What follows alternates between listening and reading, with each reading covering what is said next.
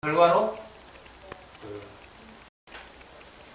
유월항쟁 30년 후인 2007년 17대 대선 때 우리나라 사람들은 이명박 씨를 택했죠. 이명박 씨는 박근혜 흉내만 낸 박정희 흉내만 낸 그런 박정희 코스프레만 했을 뿐인데 이명박에게 이제 압도적인 표를 던졌고, 이것은 이제 우리가 경제만 살리면은 민주주의는 어떻게 돼도 상관없다, 이런 생각으로 이제 민주주의를 포기한 거였죠. 그런 면에서 볼 때 우리나라 민주주의의 위기는 87년 후에 항상 언제나 지속된 위기였다고 볼 수가 있습니다.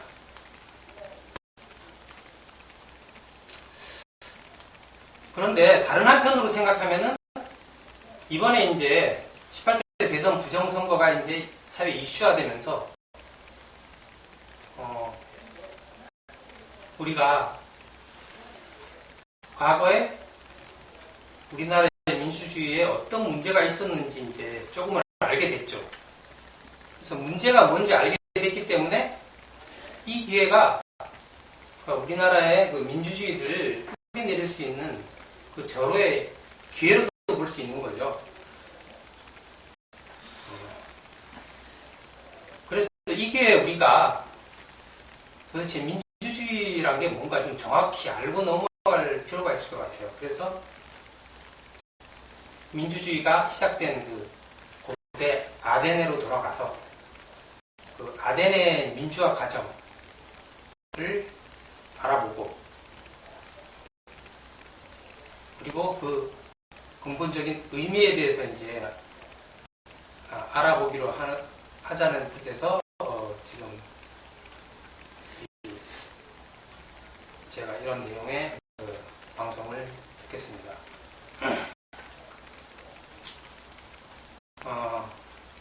고대 그리스 문명은 잘 알다시피 기독교와 함께 서양 문명의 모태가 된 문명이죠. 그래서 기독교에 등장하고 그 다음에 이제 중세 시대로 접어들었는데, 그에 따라서 이제 그리스 문명이 유럽 세계에서 이제 완전히 잊혀졌죠. 그랬다가 이제 15세기에 이제 르네상스가 되면서 이제 다시 부활했는데, 르네상스라는 뜻은 그냥 고대 그리스의 문화가 다시 리바이벌 됐다는 의미죠. 그래서 그동안 유럽 세계가 발전한 것이 아니라 다시 고대 그리스의 수준으로 이제 돌아갔다는 의미가 되는 거죠. 특히 이제 그리스 문명은 르네상스 이후에 이제 서양의 이제 과학과 철학의 바탕이 됐죠. 그리고 이제 이 현대 문명의 기반도 그에 따라 이제 이루고 있고,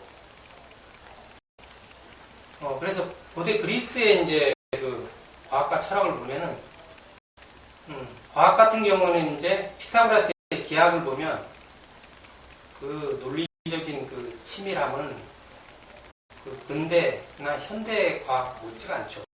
그리고 플라톤의 철학을 보면은 깊이가 엄청 깊다는 걸 알 수 있죠. 그래서 현대 철학에도 뒤지지 않는 그런 깊이를 갖고 있죠. 심지어는 화이트헤드라는 철학자가 있었죠. 화이트헤드가 말하기를 화이트헤드 시대까지의 서양 철학은 플라톤 철학의 주석이었을 뿐이다 라고 할 정도로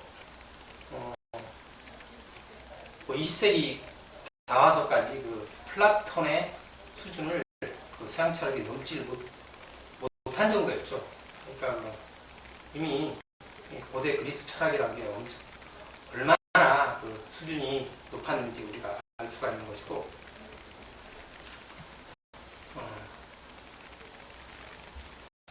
따라서 이제 이 고대 그리스의 문명이 그 15세기 르네상스에 와서야 다시 부활한 거는 매우 늦은 감이 있는 거죠. 그래서 제가 생각할 때는 이 로마 시대와 중세 시대가 없었으면은 현대 문명이 더 훨씬 일찍 도달할 수 있었지 않았을까, 그런 생각까지 들 정도로 그 그리스 문명의 수준이 높죠. 그래서 그리스 문명이 없었으면은 현대 문명도 없지 않았을까, 이렇게까지 이제 저는 생각하고 있습니다. 그만큼 이제 현대 문명의 근간이 이미 고대 그리스에서 이제 이미 이룩돼 있었던 거죠. 그만큼 이제 현대 문명이 고대 그리스 문명에 큰 빚을 지고 있는 거고, 그 중에서도 이제 고대 아테네는 그리스 문명, 그 그리스의 많은 폴리스 중에서 한 폴리스이지만 가장 큰 빚을 현재까지 바라는 그런 폴리스이죠. 그래서 조금 쉬었다가 고대 아테네에 대해서 이제 자세히 알아보기로 하겠습니다. 잠시 이제 음악 듣고 다시 시작할게요. 자, 다시 시작하겠습니다. 시작하기 전에 이제 고대 아테네의 민주화에 대해서 이제 제가 할 텐데, 그 아테네를 포함한 고대 그리스의 지도부터 먼저 보여드릴게요.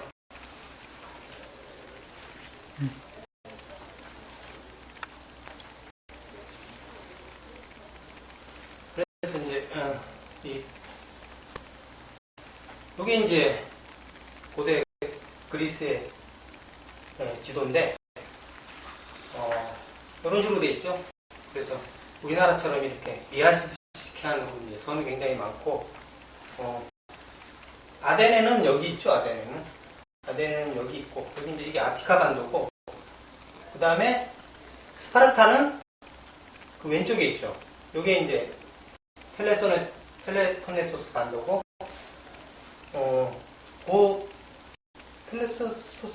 펠레포네소스 반도하고 그 아티카 반도 사이에 그 해협이 있는데, 거기에 위치한 이제 도시 폴리스가 이제 코린토스죠. 그리고 아테네 맞은편 아티카 반도 가로질러서 이제 맞은편 이제 마라톤 그 평야가 있죠. 여기서 이제 그 1차 페르시아 전쟁에서 이제 아테네군이 승리하게 되죠. 그리고 훨씬 이쪽으로 가면 이제 올리포스 산이 있고, 이런 식으로 이제 각 폴리스들이 위치하고 있어요. 그래서 먼저 이제 아테네인들의 유래에 대해서 알아보죠. 그래서 아테네가 위치한 그 아티카 지방 뿐만 아니라, 아직 저도 그리스 여행 못 가봤는데, 그 사진으로 보면은 되게 척박하죠. 그래서 농사짓기가 힘든 땅이에요. 산들도 보니까 바위산이고 나무도 별로 없고, 그래서 뭐 뺏을 게 없어서 그런지 몰라도 내란도 없고, 그래서 같은 사람들이 같은 종족이 이제 변함없이 계속 눌러 살고 있었대요. 그 적절한 증거로 이게 아테네 사람들은 바깥을 별로 나가질 않고, 도리어 이제 바깥에서 외래 이주자들이 이제 많이 들어와서 이 사람들이 이제 아테네 발전에 크게 공헌을 하게 돼요. 그래서 외래인들이 이제 많이 들어오게 되니까 이제 아테네 인구가 자연히 팽창하게 되겠죠.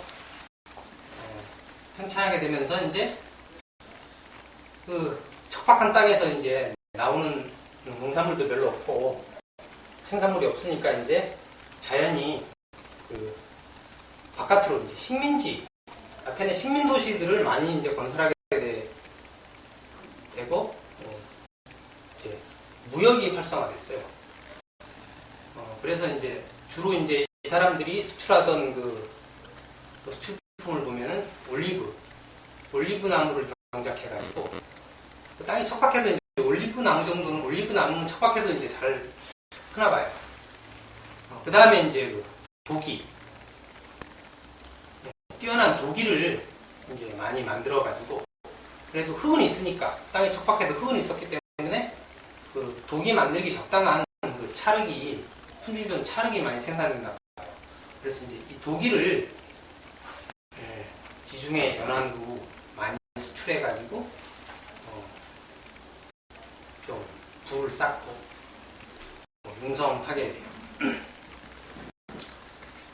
그래서 이제 아테네인들은 이제 자신들이 원래부터 이제 옛날부터 아테네에 살던 원주민이라고 생각하고 굉장히 여기에 대해서 이제 긍지를 가지고 있었대요. 근데 이제 그 헤로도투스의 역사를 읽어보면은 꼭 그렇지만도 않은 것 같아요.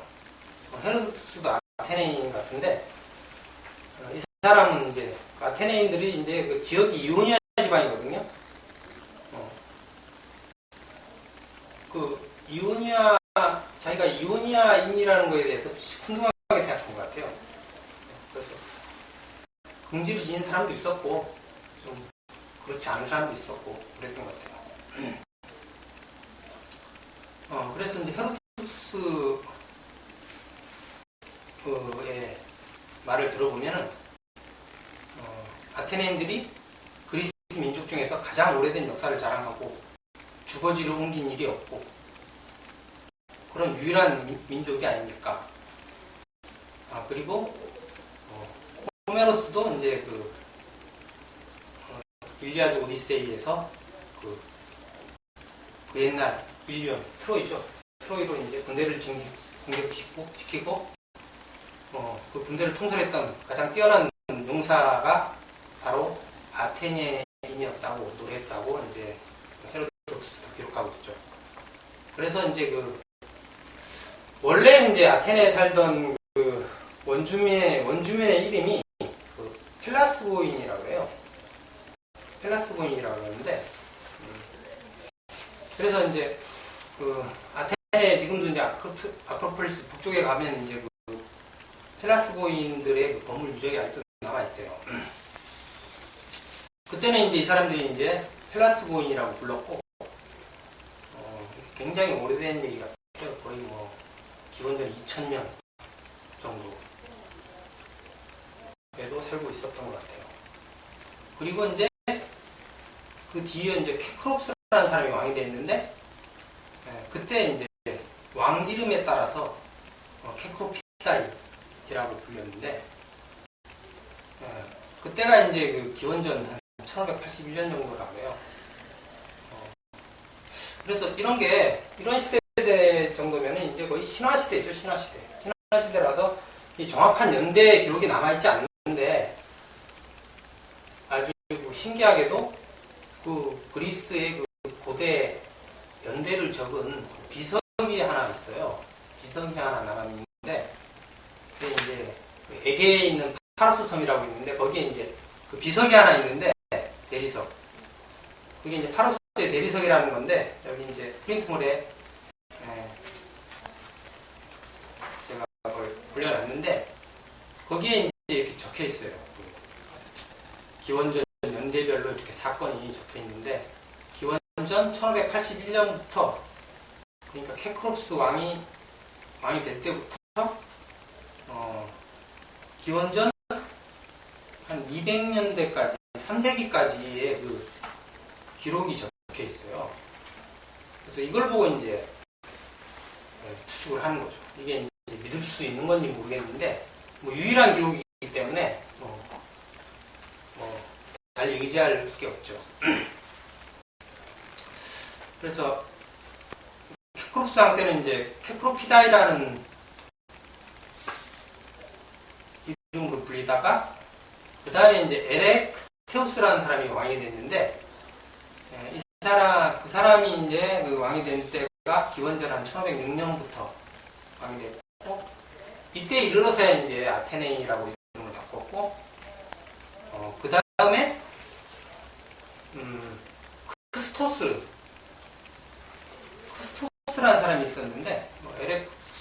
아리스토텔레스랑 비슷한 연대 사람인가 봐요. 그 사람의 이제 아들 중에 이제 이온이라는 사람이 있었는데, 이 사람이 이제 국방장관을 했대요. 그래서 이 사람이 상당히 영웅적인 사람인 건데, 이 사람의 이름을 따가지고 이제 이오니아인이라고 부르기 시작했어요. 그래서 아테네 지역 사람들, 그러니까 아티카 지역에 있는 사람들을 이오니아인이라고 부르고, 그쪽 사람 이름이 이제 이오니아라고 불렀죠. 근데 이제 이오니아는 요 아테네 근방만 이오니아라고만 하는 게 아니라,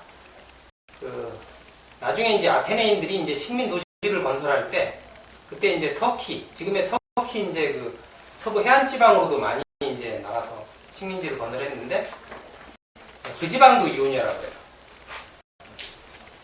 나중에 이제 나올 텐데, 거기서 나중에 반란이 일어나요. 그때 이제 페르시아하고 이제 그때 마찰이 있어가지고 반란이 일어나게 되는데, 그걸 이제 이오니아의 반란이라고 해요. 그 이오니아의 반란은 그 아티카 지방이 아니라 그 터키 서부 해안 지방을 얘기해요. 그 다음에 이 그리스라는 지명은 잘못된 지명이에요. 그리스라고 부르는 거는 그리스 사람들은 그리스라고 안 부른대요. 왜냐하면은 이 그리스라는 이름은 그리스의 한 일개 지방, 변두리 지방명이에요. 그래서 이거는 뭐 외국인들이 부르던 이름이고, 그리스인들 자체는 헬라스라고 불러요. 요거의 기원은 이제 헬렌이라는 사람이 있었어요. 옛날에 헬라스에 헬렌이라는 사람이 있었는데, 그리스에 헬렌이라는 사람이 남자예요. 여자가 아니라 데우칼리온이라는 사람의 아들인데, 옛날에 그리스 신화 봤던 사람들은 기억나겠죠? 옛날 대홍수 때 살아남은 그 자매,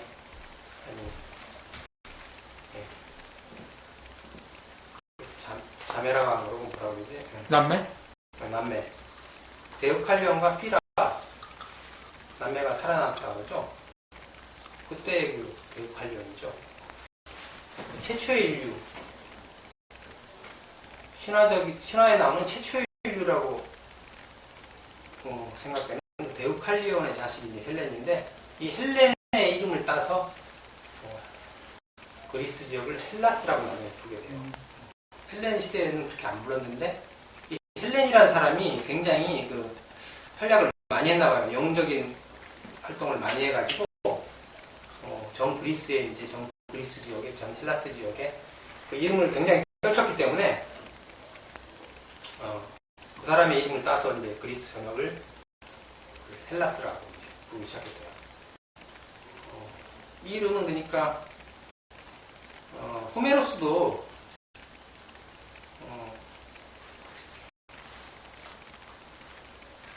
이 헬라스라는 명칭을 안 썼는데 그 이후에 쓴 것 같아요.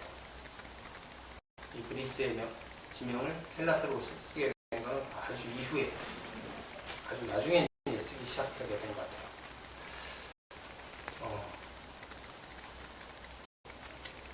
요게 이제 그리스 아테네인들의 이제 유래가 되겠고, 이제 앞으로 이제 이 아테네의 그 민주 발전에 대해서 얘기하게 될 텐데, 아리스토텔레스의 그 정치학에 보면 그 정치제도가 이제 4개로 구분이 돼 있어요. 첫 번째가 이제 군주정이고, 그 다음에 이제 과도정이고, 그 다음에 민주정, 참주정, 이렇게 4개의 정치제도로 구분해놨는데, 이 순서대로 이제 아리스토텔레스는 좋다고 생각한 거죠. 군주정 중에 특히 이제 그 왕이 철인 왕일 때 가장 바람직하다고 생각하고, 뜻밖의 민주정은 그 참주정 다음으로 차악으로 생각했대요. 참주 정권이 이제 독재 정권이죠. 그러니까 독재자가 지배하는 참주 정권이고, 참주정 다음으로 안 좋은 게 이제 민주정이라고 생각했어요. 그 다음에 이제 고대 아테네 시대 구분을 해보자면, 주로 역사서에서 이제 아테네뿐만 아니라 이제 그리스 전역의 이제 시대 구분을 이런 식으로 하고 있는데, 암흑시대 이전, 그러니까 이게 연대로 따지면 기원전 1000년 이전을 이제 암흑시대 이전이라고 그러고, 암흑시대가 이제 기원전 1000년에서 750년, 이게 암흑시대예요. 나중에 설명하겠고, 그 이전에는 이제 우리가 잘 알고 있듯이 이제 크레타 문명이나 미케네 문명이 융성했던 때죠. 그러다가 이제 문명이 망한 시기가 암흑시대예요. 망하고 나서 이제 그 암흑시대가 오게 되는데, 이 시기가 이제 기원전 1000년에서 기원전 750년 사이고, 그 이후에 이제 암흑시대에서 회복을 해서 회복을 하는 시대가 이제 아르카이크 시대라고 해요. 아르카이크라는 뜻은 이제 고대 이런 뜻이죠. 고대 시대 이런 뜻인데, 이게 이제 기원전 750년부터 500년까지. 그리고 그 다음에 이제 기원전 500년부터 그리스가 이제 알렉산더에 의해서 망할 때까지, 또는 이제 로마에 의해서 망할 때까지가 이제 고전 시대라고 하죠. 클래식이죠, 클래식. 이때가 이제 고대 아테네 최원형기가 되는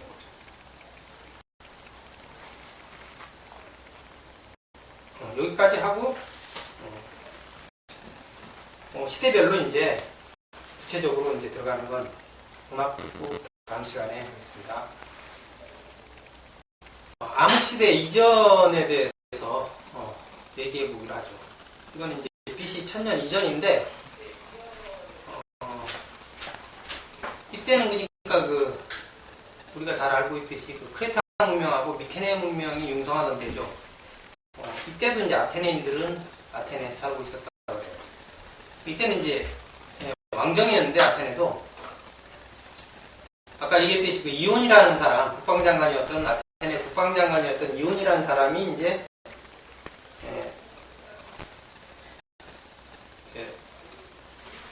국방장관으로 있으면서부터 이제 이오니아인이라고 불렀고, 이오네스라고 불렀죠. 이오네스라고 불렀죠. 이제 그리스어로는 이오네스라고 불렀고, 이때 이제 아테네 부족을 4개로 나누고, 부족마다 이제 왕을 두었고, 요 왕이 이제 폐지된 게, 아리스토텔레스의 말에 따르면 그 유명한 테세우스 있죠. 그리스 신화에 나오는 테세우스가 처음으로 이제 그 왕정을 폐기했다고 해요. 대중편에 서가지고. 그래서 테세우스를 이제 왕이라고 그러기도 하는데, 왕하고는 좀 틀린 것 같아요. 그래서 이제 이 테세우스를 이제 아테네 창시자라고 많이 얘기하죠. 그래서 이때가 이제 한 기원전 1259년 정도, 트로이 전쟁이 일어나기 직전이죠. 그래서 이제 호메로스도 그 트로이 전쟁에서의 참가한 함선 목록에서 아테네인들만 민중이라고 적고 있대요.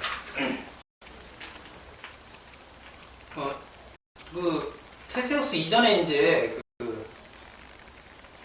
에렉테우스 왕이 있었죠. 아까 1506년에 즉위한. 그 이후에 이제 왕이 된 판디온 왕이 있었는데, 이 사람이 이제 물러난 후에 권력을 아들들에게 나눠줬는데, 이 아들들이 이제 너무 싸워가지고 서로, 이때 이제 테세우스가 나서서 이 사람들이 이제 물러나겠죠. 권위에서 물러나게 하고, 이제 평등하고 비슷한 바탕 위에서 그를 이제 했다 그래요. 그래서 그 대신에 이제 그 왕정하고 약간 틀린 그런 제도를 이제 체제를 만들었는데, 이게 이제 정부하고 유사한 조직인데 왕정하고 좀 틀리다 그래요. 그래서 그 투키디데스에 의하면 이제 테세우스가 왕에 오르자 그는 지용을 겸비한 군주로서, 여기서 이제 군주라고 나오는데 군주하고는 약간 틀리다 그래요. 그때 이제 그 아테네 각 지방에 그 협의회들이 있었는데, 어떤 그 정치를 위한 협의회들이 각 지방에 다 난립해 있었는데, 요거를 이제 하나로 통일해가지고 뭐 하나의 평의회만 만들고 하나의 평의소에서 하나의 평의회로 통일했다 그래요. 요게 이제 나중에 그 아레오파고스라는 회의라고 하는데, 아레오파고스 회의라고 하는데, 요거에 이제 기원이 됐다 그래요. 그래서 이게 그 아테네 가장 그 원로들의 이제 회의죠. 원론이라고 할 수 있죠. 그러니까 나중에 그 로마에서 얘기하는 그 원론, 그런 비슷한 거였던 것 같아요. 이를 통해서 이제 통치를 했다 그래요. 그 밑에 이제 참고를 보면은 이제 테세우스가 유명한 트로이 전쟁의 기업 발단이 된 헬렌에도 유의했다 그래요. 시대가 비슷하죠. 그건 읽어보시고.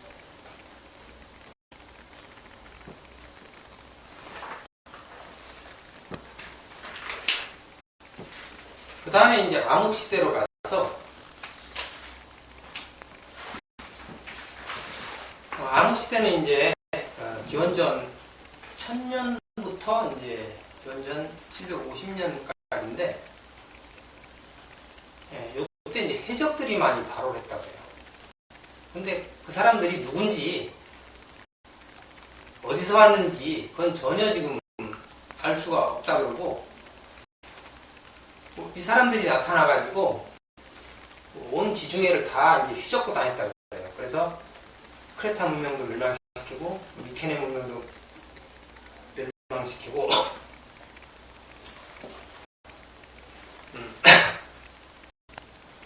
그 다음에 뭐 아테네, 그리스 전역에 이제 그 도시들도 파괴시키고, 그래서 그 사람들이 산으로 전부 다 피신을 갔다 그래요. 이 시기는 그러니까 엄청 힘든 시기였죠. 모든 것이 파괴되고 혼란스러운 시기였는데, 근데 여기에 대해서 이제 기록은 남아있지 않아요. 모든 게 파괴됐기 때문에 추측만 할 수 있을 뿐이지 어떤 기록도 남아있지 않다고 해요.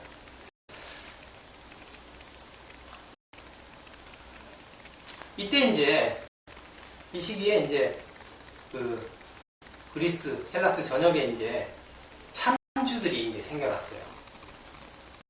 그래서 이 참주들은 이제 자기 일족의 이제 이익만을 위해서 이제 통치를 했고, 사리사욕을 채우기 위해서만 이제 통치를 했다 그래요.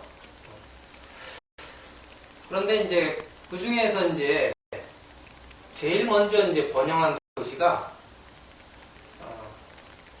코린토스인데, 코린토스는 아까 지도에서 봤듯이 그 아티카 반도랑 펠레폰네소스 반도를 잇는 그 해협이죠. 해협에 위치한 폴리스였기 때문에 그 육로로나 해로로 보니까 거의 운하에 해당하는 그런 위치죠. 그래서 그 교통의 요지였기 때문에 뭐 통행세 뭐 이런 걸 받아가지고 굉장히 융성했다고 해요. 그 다음에 이 사람들이 이제 자기도 제일 먼저 만들어가지고 수출하고 해서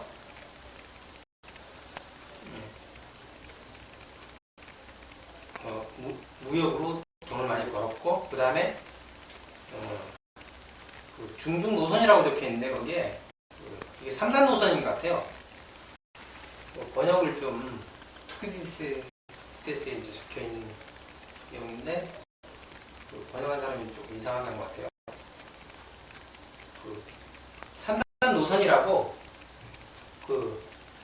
노가 이렇게 3단으로 이렇게 있는 거예요. 그러니까 3단으로 있으니까 훨씬 또 추진력이 세겠죠. 요거를 이제 먼저 건조한 것 같아요. 그래서 이제 이게 무역이나 해전에 굉장히 유리한 거죠. 그래서 이를 바탕으로 이제 콜린토스가 제일 먼저 그리스 폴스 중에서 제일 먼저 번역을 했어요.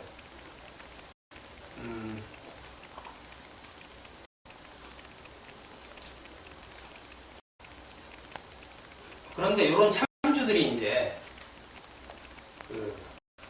스파르타에 의해서 전부 다 밀려나게 돼요. 스파르타는 왜 그랬는지 모르겠지만 하여간 참주제를 싫어한 모양이에요. 그러니까 스파르타 자체도 참주제를 경험한 적이 없고, 그리고 다른 폴리스에도 참주제를 밀어내는데 많이 공헌을 한 모양이에요. 그래서 스파르타인들에 의해서 참주들이 이제 사라지게 돼요. 이제 우리가 옛날에 배우기로는 스파르타인들이 도리안이라고 그러죠. 이 외래인들이죠. 스파르타는 아테네는 이제 원주민들이고, 그죠? 아테네 지역의 원주민들이고, 스파르타는 그 외래민족이죠. 도리아인들이 이제 쳐들어와가지고 이제 그 스파르타 지역을 차지한 거죠. 그래서 이 사람들이 참주제를 싫어했는지 다른 폴리스들도 참주제를 다 몰아내는데 기여를 많이 한 모양이에요. 그래서 참주제가 그리스 전역에서 많이 사라진 모양이에요.